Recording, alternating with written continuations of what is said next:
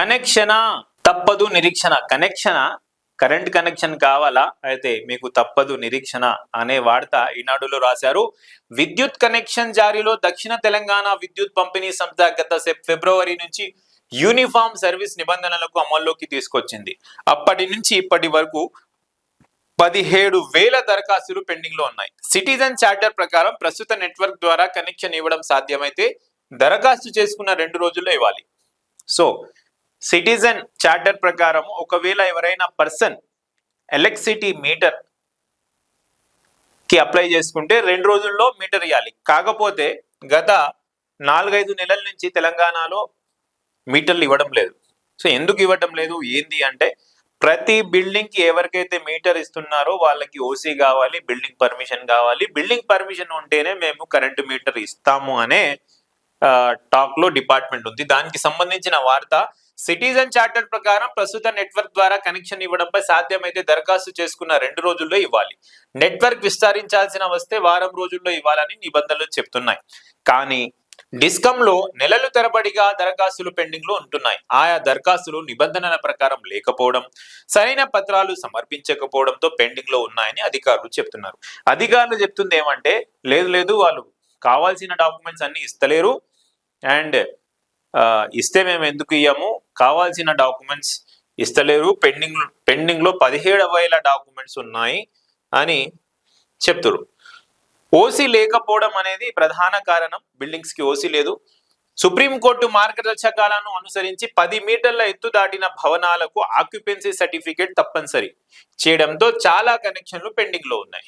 So supreme court ఆదేశాల మేరకు 10 మీటర్ల కన్నా ఎత్తు దాటిన భవనాలు ఆక్యుపెన్సీ సర్టిఫికేట్ తప్పనిసరి చేయడంతో చాలా కనెక్షన్లు పెండింగ్ లో ఉన్నాయి.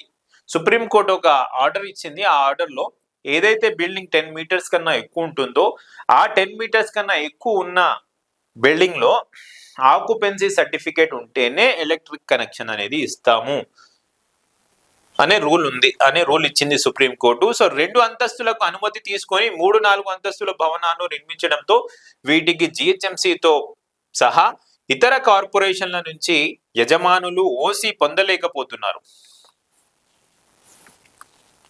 ఓసీ లేక నకిలీ పత్రాలు అని తేలడంతో కనెక్షన్లు ఇవ్వడం లేదు.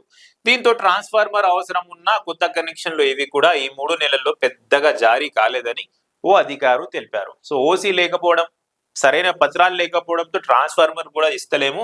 సో ఈ 3 నెలల్లో పెద్దగా ఏం కనెక్షన్స్ మేము ఇవ్వలేకపోతున్నాము, ఇస్తలేము అని చెప్పి ఒక అధికారి చెప్పిండ్రట. నోటరీ నివాసాలకు వస్తే సిటీలోని బస్తీల్లో ఇతర ప్రాంతాల్లో ఉన్న నోటరీ స్థలాల్లోనూ నివాసాలు వెలిశాయి. ఇప్పుడే అదనపు అంతస్తులు నిర్మిస్తున్నారు. ఇవన్నీ 10 మీటర్ల పైనే ఉంటున్నాయి అని కనెక్షన్ల జారీకి నిరాకరిస్తున్నారు.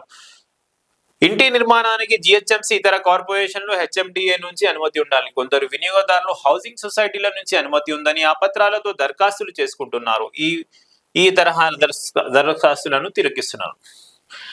కొత్త నిబంధనలు రాకముందు దరఖాస్తు చేసుకున్న వాటిలోనూ 2,000 వరకు పెండింగ్ లో ఉన్నాయి. వీటిలో అత్యధికం ఎల్టీఎం కనెక్షన్లు ఉన్నాయి. ఓసీలు లేకపోవడం, ట్రాన్స్ఫార్మర్లు, కేబుల్ వంటి సామగ్రి కొరతలో నెలల తరబడి విద్యుత్ కనెక్షన్ పొందలేక నుంచి పోతున్నారు.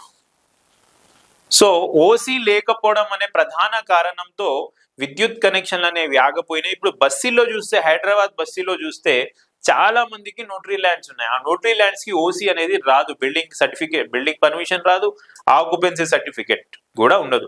సో లాంటి చాలా కనెక్షన్లు పెండింగ్ లో చాలా మంది బాధపడుతున్నారు ఓసీ ఎలక్ట్రికల్ కనెక్షన్ కోసం. ప్రభుత్వం దీని మీద స్పందించి సానుకూలంగా నిర్ణయం తీసుకుంటే ఇవన్నీ రాబోయే రోజుల్లో చాలా మందికి ప్రాబ్లం తగ్గిస్తాయి.